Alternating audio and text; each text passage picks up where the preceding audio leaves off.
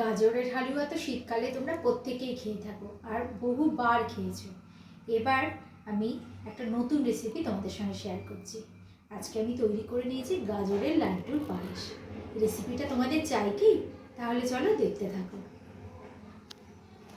গাজরের লাড্ডুর পায়েসটা কতটা নরম আর কতটা সফট একটা কেটে দেখালেই তোমরা বুঝতে পারবে। চলো এবার রেসিপিটা দেখে নাও। গাজরগুলোকে ছোট ছোট টুকরো করে কেটে নিয়েছি। যতটা ছোট সম্ভব ততটা টুকরো করে কেটে নেবে, তাহলে গাজরটা খুব ভালো মতো পেস্ট হবে। এতে কোনো দানা না থাকলেই ভালো হবে। নিয়ে নিয়েছি চিনি, আমুল দুধ, বেশ খানিকটা পরিমাণে আমুল দুধ নিয়েছি 1 বাটি মতো সুজিটা একটু আমি রোস্ট করে নিয়েছি। তোমরা রোস্ট সুজিও নিতে পারো বা একটু সামান্য নেড়ে ভেজে নিতে পারো। এছাড়া নিয়েছি 1 চামচ মতো ঘি, আর নিয়েছি 2টো এলাচ, আর 1 কাপ মতো ঠান্ডা দুধ, মানে দুধটা ফুটিয়ে ঠান্ডা করে নিয়েছি। এবার প্রথমেই মিক্সিতে নিয়ে, মানে মিক্সির ছোটো কন্টেনারটা নিয়ে ভালো করে গুঁড়ো করে নিলাম। চিনি গুঁড়োর পর এবার ছোট ছোট টুকরো করে কেটে রাখা গাজরগুলোকে মিহি পেস্ট বানিয়ে নিতে হবে। এতে দিয়ে দিলাম সামান্য একটু দুধ। এতে যতবার পেস্টটা দানা থাকবে ততবার মিহি করে নেওয়ার জন্য বারবার এতে দুধই ইউজ করবে, যেন জল ব্যবহার করবে না, তাহলে খুব জলো টেস্ট লাগবে। দুধ দিয়েই এটাকে ভালো করে পেস্ট বানিয়ে নিতে হবে।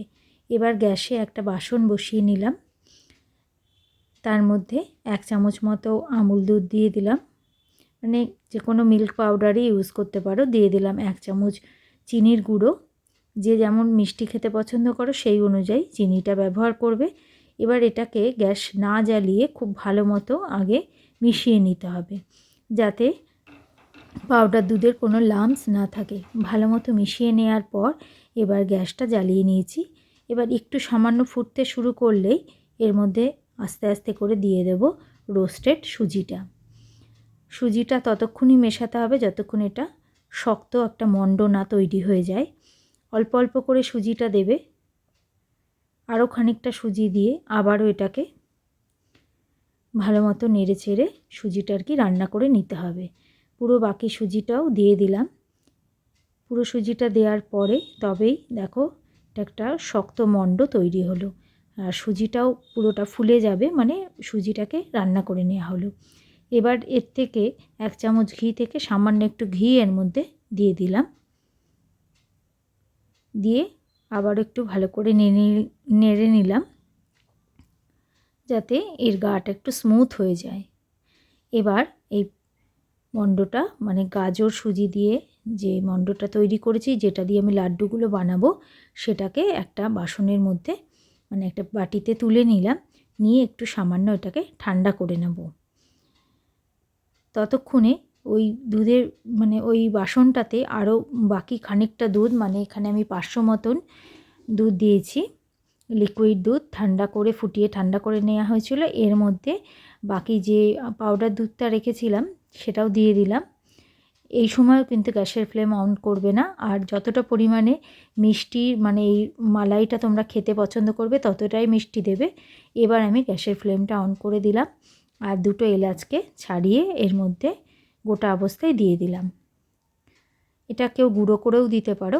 এবার গ্যাসের ফ্লেমটা খুব কমিয়ে রেখে আস্তে আস্তে এই দুধটা ঘন করতে হবে। আর একই সঙ্গে আমি হাতে একটু ঘি বুলিয়ে নিয়ে এই মণ্ড থেকে একটু একটু করে সুজি তুলে নেব। গাজর দিয়ে যে সুজিটা রান্না করেছি সেটা দিয়ে লাড্ডুর শেপে তৈরি করে নেব। এইভাবে লাড্ডু শেপে তৈরি করে নিয়েই এই গাজরের লাড্ডুটা তৈরি করতে হবে। দেখো, এটা সাইজটা পছন্দ অনুযায়ী বানাতে পারো, খুব ছোটও করতে পারো, আবার মাঝারি আকারে আমি এগুলো বানিয়ে নিয়েছি। দেখো কি অসাধারণ সুন্দর দেখতে লাগছে, মনে হচ্ছে এমনি এমনি খেয়ে নিই, এক একটা কমলা লেবু মনে হচ্ছে।